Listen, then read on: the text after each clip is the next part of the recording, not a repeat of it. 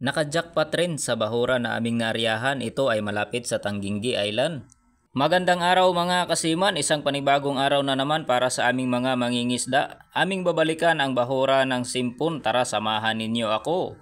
Matagal-tagal na kaming hindi nakabalik dito, mga 5 buwan na ang nakaraan dahil ang huling area namin dito ay kunti lang ang huli namin. At ngayon sinubukan naming muli sa pag-area, nagbabaka sakali na mabiyayaan dahil maraming pitik dito. Kung bago ka pa lang nakakita sa aking video, pwede ba malaman kung taga saan ka para ma-shoutout ko ang lugar ninyo.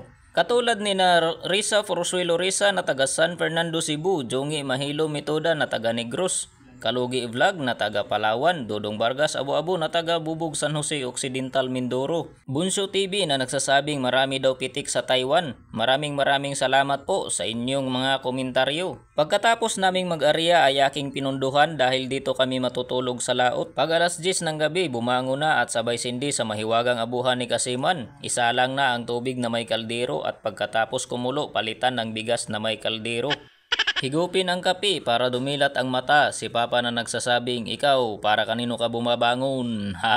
Higup rin sinong Toto. Pagkatapos uminom ng kape, sinimula na ang aming paghila ng lambat. Pero sa masamang balita, madilim ang aming suga. Hindi masyadong makita kaya diretso na lang sa umaga ang video para klarong-klaro. Kung paano kami maghila ng lambat pang alimasag, kita ninyo naman, grabe ang ganda ng bahura na aming naaryahan. Paldo si Kasiman, ang daming pitik at alimasag. May kasama pang binga. Lasing na naman si kumpare dahil masarap itong adobohin at gawing pulutan. Medyo may kabigatan po ang lambat dahil sa 20 fathoms ang lalim na aming naaryahan. Pero okay lang, nasanay naman kaming masaktan. Hindi muna ako magsasalita mga kasiman para makapokus kayo ng panunood sa paghila ng aming lambat.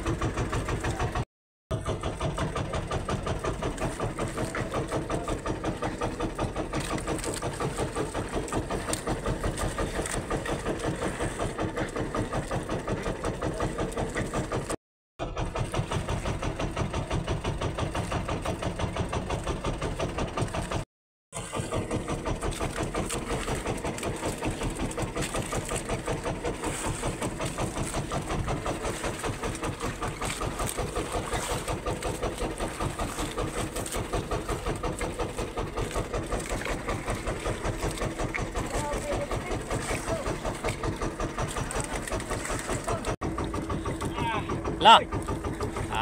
Gracia. Ay, binas pa. Thank you Lord. Thank you Lord talaga ang aking nasabi dahil sa biyayang ito, paldo ako. At hindi ko ito sasayangin, siyempre utang at pagkain ang tanging nasa isip ko. Sa hirap kasi ng buhay ko, binaliwala ko ang umiinom ng alak. Dahil ako'y pamilyado, mas inuuna ko pa kasi ang aking pamilya kaysa sa sarili ko. Para naman makita ng lahat na mabuti akong tao. Aaminin ko noon may nagawa akong mali pero lahat ng iyon ay pinagsisisihan ko. Tao lang din naman ako, nagkakamali katulad ninyo. Kaya balik tayo sa video na inyong nakita dahil maraming marites dito. Malapit na kaming matapos dito mga kasiman. Nandyan na ang buya sa aming unahan. At kung tinapos mo ang aking video, sana'y nagustuhan ninyo at ma-share para naman mas lalo akong gaganahan sa paggawa ng video. At ito na po lahat ang aming huli mga kasiman. Ito kay Papa, pitik at alimasag, paldong paldo. Ito naman kay Nung Toto, 30 piraso na pitik at may alimasag din siya. At ito naman po ang akin, grabe talaga ang pasalamat ko sa ating Panginoon. Dahil marami ang biyaya na ibinigay niya sa amin. At maraming salamat din po sa inyong panunood mga idol. Patuloy lang po tayo sa mabuting gawain. Ingat po palagi mga idol. God bless you all.